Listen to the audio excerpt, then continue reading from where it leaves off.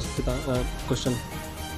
दास पढ़ा था। तो एक देहाती कहावत है कि मायगुन बछरू पितागुन घोर और न बेसी त थोर को थोर। कहते हैं तन्हा बैठ ना देख अपनी हाथ की लकीरों को, बांध कमर और लिख दे अपनी तकदीरों को। कुछ ऐसा ही कर दिखाया है सीतामढ़ी जिला के एक कोचिंग संस्थान के टीचर्स ने। आइए हम इनसे जानते हैं कि इनको कितना खुशी हो रहा है कि इनके बच्चे ने इतने अच्छे मार्क्स लाए हैं। देखिए, मुझे बहुत खुशी हो रही है कि ग्रामीण क्षेत्र के बच्चे हैं, जो किसान के बच्चे हैं, मजदूर के बच्चे हैं, पढ़ करके इतना सारा नंबर लाया है, इससे मुझे बहुत खुशी है। क्या नाम है आपके कोचिंग संस्थान? मेरे कोचिंग संस्थान का नाम है BCC matric and inter arts classes. आपका क्या नाम है? मेरा नाम सावन कुमार है। आपके कोचिंग में सबसे ज़्यादा मार्क्स किन बच्चे को आए हैं? मेरे कोचिंग में यही एक बच्चा है जिसका मतलब कि 453 मार्क्स आया है। क्या नाम है आपका? गुड्डू कुमार। पूरे मार्क्स आपके कितने आए? 453। आपको कैसा महसूस हुआ जब आपको पता चला कि आपके मार्क्स इतने अच्छे आए हैं? कैसा रिएक्ट किया आपने जब आपको किसने बताया था कि आपको? आपने खुद सर्च किया, खुद से सर्च किया या फिर आपके किसी पेरेंट्स ने बताया? भैया बताए। भैया बताए थे। कैसा रिएक्शन था, थोड़ा करके दिखाइए। कैसा लगा आपको जब आपको पता चला?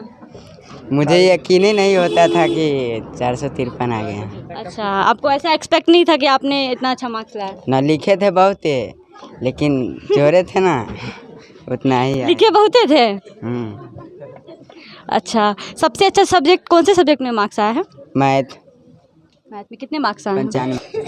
अच्छा, आपका फेवरेट सब्जेक्ट? मैथ है। मैथ है। आगे क्या लक्ष्य है, आगे क्या करना चाहते हैं? आगे बैंक PO बनना चाहते हैं। अच्छा, चलिए, अच्छी सोच है आपकी। और क्या नाम है आपका? दीपांजलि कुमारी। अच्छा, आपके कितने मार्क्स आए हैं? 434। कौन से सब्जेक्ट में सबसे अच्छे मार्क्स आए हैं? हिंदी में। हिंदी में कितने मार्क्स? 92। अच्छा, आपका क्या लक्ष्य है, आगे क्या करना चाहते हैं? BPSC का तैयारी करना चाहते हैं। गुड। आपके पापा क्या करते हैं?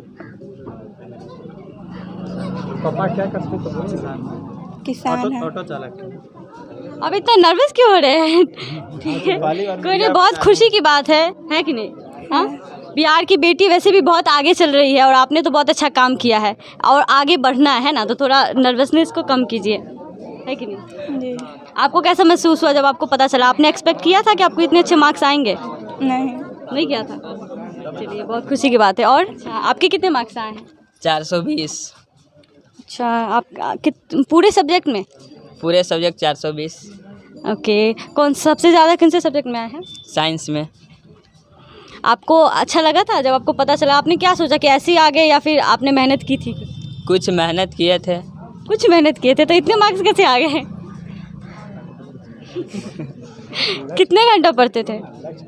पढ़ते थे 10-12 घंटा। 10-12 घंटा पढ़ते थे। आपका फेवरेट सब्जेक्ट कौन सा है? फेवरेट सब्जेक्ट मैथ है। चलिए, बहुत अच्छी बात है। क्या करना चाहते हैं आगे? आगे जाके वही नौकरी करना चाहते हैं। नौकरी? किस क्षेत्र में नौकरी करना चाहते हैं?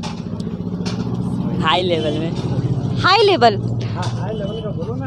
हाँ, कौन सा, मतलब किस क्षेत्र में? आपका क्या लक्ष्य है कुछ? अच्छा, इसके बाद कौन सा सब्जेक्ट लेना चाहते हैं? BPSC की तैयारी करना चाहते हैं। ठीक है। और 12th में कौन सा सब्जेक्ट?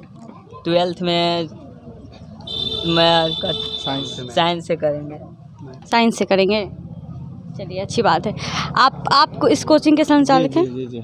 अच्छा, एक सवाल था मेरा शिक्षकों से कि ऐसा देखा गया है कि बहुत सारे कोचिंग में भी स्टूडेंट रही हूँ, तो स्कूल, ट्यूशन या स्कूल कहीं भी क्या होता है ना कि जो बच्चे काफ़ी तेज़ होते हैं, जो बच्चे टॉपर पहले से ही होते हैं, उनको अच्छा पढ़ाया जाता है। वो आपको क्या लगता है कि आप भी ऐसे ही करते हैं? नहीं, मेरे पास जो बच्चे आते हैं काफ़ी कमज़ोर बच्चे आते हैं, ठीक है। और उसका सबसे पहले कि मेरे पास सरकारी स्कूल के बच्चे आते हैं, उनका बैकग्राउंड बहुत बेकार रहता है। और मेरे कहने का मतलब ये है कि बहुत सारे कोचिंग में क्या होता है कि जो टीचर्स हैं वो तेज़ बच्चों पे ध्यान देते हैं। ऐसा कुछ नहीं है, मैंने सभी बच्चे पर बराबर में सेम मेहनत करता हूँ। और जो एवरेज बच्चे होते हैं, जो एवरेज बच्चों को लोग सोचते हैं कि अरे ये तो नहीं पढ़ पाएगा, उस पर मदद करने से क्या फ़ायदा, उसका मदद करना ही करना। अगर बच्चे को पढ़ाने का सबसे मेन मकसद ये बच्चे को भापना पड़ता है। बच्चे के दिमाग में वो कैसे समझेगा, उसको उसकी मस्तिष्क को भापने के बाद जो है उसको मतलब कि पढ़ाना चाहिए और मैं वैसा ही करता हूँ।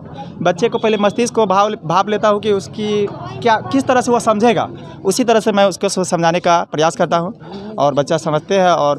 और मेरा इतिहास रहा है कि हम यहाँ 10 साल से कोचिंग पढ़ाते हैं और मेरे यहाँ मैथमेटिक्स में हर बार 95 यानी 90+ हर बार करता है। आप हर एक बच्चे पे एक ही तरह की मेहनत करते हैं, है ना? आपका कहना यही है और यही सबसे अच्छी बात होती है। और कमज़ोर बच्चा को विशेष ध्यान देते हैं। कमज़ोर बच्चे को जो उनके लिए एक्स्ट्रा कोई क्लासेस है? बेसिक पर बहुत जोर देते हैं। चलिए, उनके लिए जो कमज़ोर बच्चे उनके लिए कुछ एक्स्ट्रा क्लासेस देते हैं? क्योंकि बेस जैसे कमज़ोर बच्चा है उनको अलग से मतलब कि पूरा बेसिक पढ़ाया जाता है। पहले कमज़ोर बच्चा जो आते हैं उनको अलग से बेसिक पढ़ाया जाता है। मैथ में कमज़ोर आते हैं मैथ में, साइंस में कमज़ोर आते हैं साइंस का बेसिक। आपको पता था पहले से कि आपके बच्चे इतने अच्छे मार्क्स लाएंगे?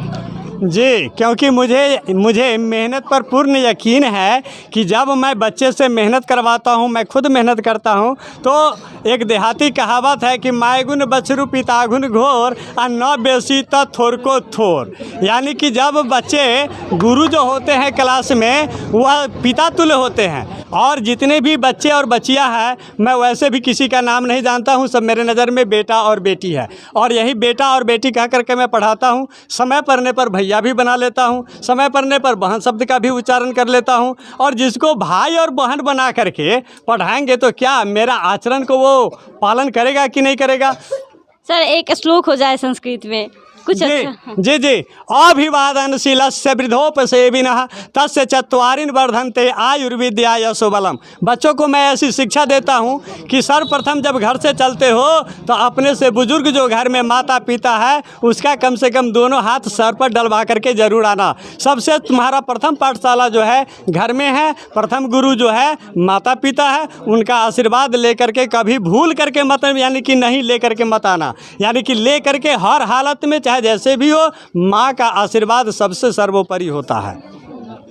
आपको पता था, आपको लगता था कि आपके जो कोचिंग के बच्चे, इतने सारे बच्चे एक साथ 400+ लेके आएंगे? जी, मैं अपनी सभी बच्चों से कहता हूँ, आज मेरे सामने में मेरे बच्चों से पूछ लीजिए, मैं कभी भी खराब आशीर्वाद नहीं दिया हूँ। सबको एक नज़र में कहा हूँ कि सभी हमारे बच्चे हैं, सभी मेरे एक अंग है, सब 400+ ही करेगा। तो मैं पहले से ही लक्ष्य लेकर के चलता हूँ।